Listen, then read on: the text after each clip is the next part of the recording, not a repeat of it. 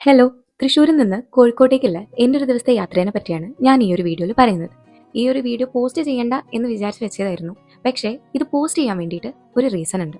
ആ റീസൺ എന്താണെന്നുള്ളത് ഞാൻ ലാസ്റ്റ് പറയാം.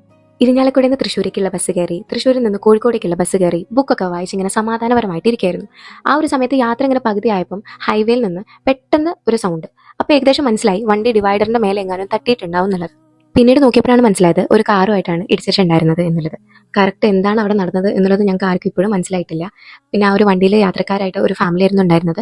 ആ ഒരു ഫാമിലിയിൽ ഉമ്മയുടെ കാലിൽ ജസ്റ്റ് ചെറുതായിട്ടൊരു ചോര കുത്തു പോലെ ഉണ്ടായിരുന്നു. പിന്നെ അത് അപ്പം തന്നെ ഞാൻ പോയിട്ട് വെള്ളമൊക്കെ ഒഴിച്ചു കൊടുത്ത് ഫുൾ റെഡിയാക്കി. പ്രശ്നങ്ങളും കാര്യങ്ങളും ഒന്നുമില്ല, അവരെല്ലാവരും ഓക്കെയാണ്. പിന്നെ അത് കഴിഞ്ഞ് അവർ ഓക്കെ അല്ലേ എന്നൊക്കെ ചോദിച്ചിട്ട് ഞാൻ എൻ്റെ ഫ്രണ്ടും കൂടെ അവിടെ നിന്ന് മടങ്ങി.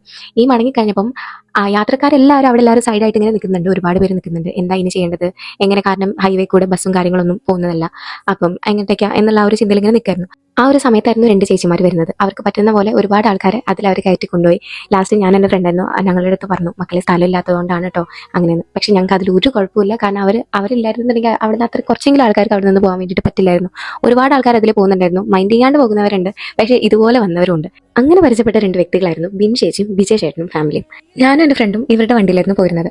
അവർ നേരത്തെ അവിടെ നിന്ന് വണ്ടി നിർത്തി ഞങ്ങൾ അതിൽ കയറ്റി ഞങ്ങൾക്ക് വേണ്ട സ്ഥലത്ത് അവർ ഞങ്ങളാക്കി തന്നു. അവരങ്ങ് പോയി. ഞാൻ ഈ പറഞ്ഞ ചേച്ചിമാരും പിന്നെ ഈ ഒരു ഫാമിലിയും ഒന്നും തിരിച്ച് പ്രതീക്ഷിച്ചിട്ടല്ല ഇത്രയും ചെയ്തിട്ടുള്ളത് എന്നുള്ളത് ഞങ്ങൾക്ക് ഉറപ്പാണ്. പോസ്റ്റ് ചെയ്യേണ്ട എന്ന് വിചാരിച്ച ഈ ഒരു വീഡിയോ പോസ്റ്റ് ചെയ്യണം എന്നതിലേക്ക് എത്തിയത് ഈ ഒരു കാരണമാണ്.